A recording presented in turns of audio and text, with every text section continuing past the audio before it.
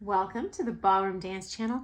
My name is Sunny and we are a worldwide community of ballroom dancers who meet here every day to talk all things ballroom dance.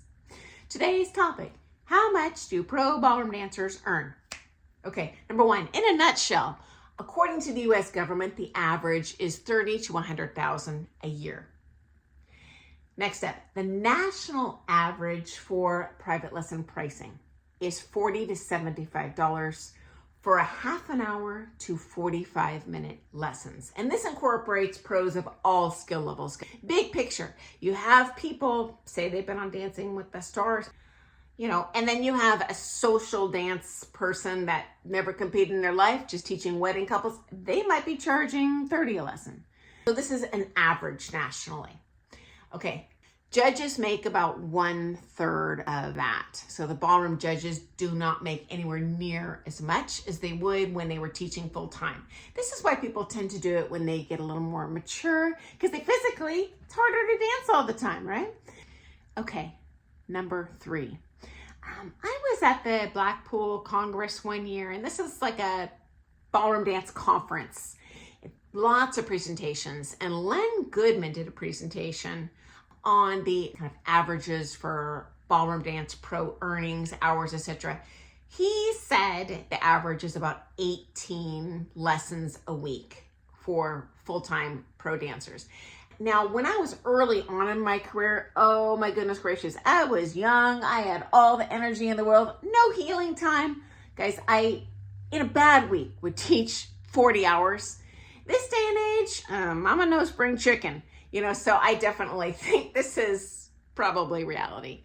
Okay, next up, Pro-Am pros. Pros that bring a bunch of Pro-Am students to comps blow these numbers out of the park. So again, we're talking about averages. I worked with a couple in my own studio that made $200,000, $300,000 a year. Just made bank off these ladies, traveling, say once a month, big old harem of ladies. Yeah, made a fortune. Okay, next up, these numbers do not take into account independent contractors versus employees, okay? So employees usually make quite a bit less than the independent contractors. On the other side, I don't know if these numbers take into account the high expenses the independent dancers have. If you're an employee, you pretty much have to pay for your shoes. As an independent, there's a ton of money that comes off the top of that 30 to 100K. Your liability insurance, you have to pay your own federal and state taxes, your own business license.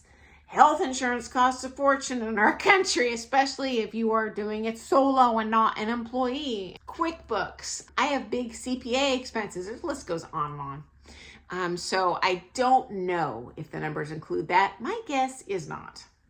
Next up, you might be thinking, Sunny, where did you get this info?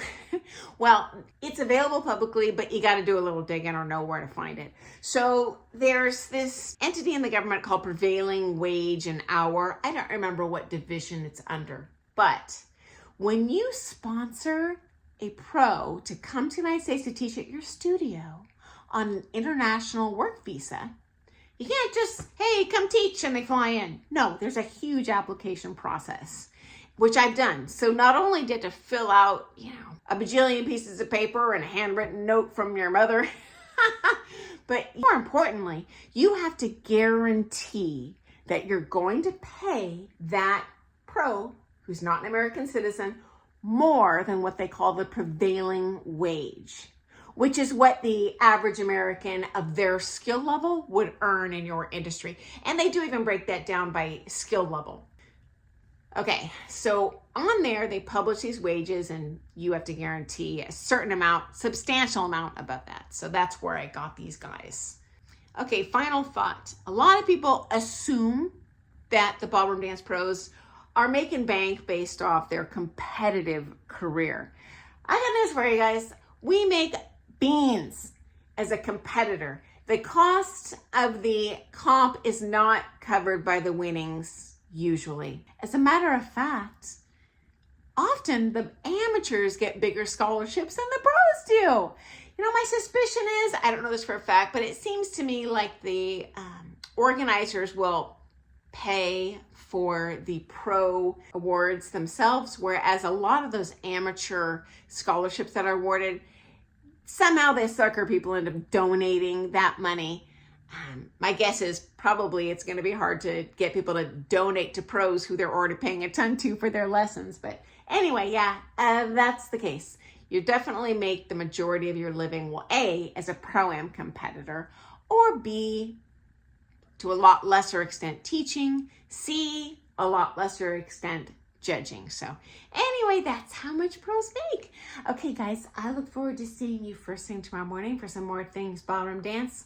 Also, I did share national averages. These vary quite a bit. So pros in rural areas are going to be making a lot less because they have a lower overhead to work in that area, lower cost of living. Metropolitan areas, certain areas of the United States with higher real estate value, they're going to make a lot more because they have to just to make a living. Okay, I look forward to seeing you tomorrow, guys. Happy dancing. Bye.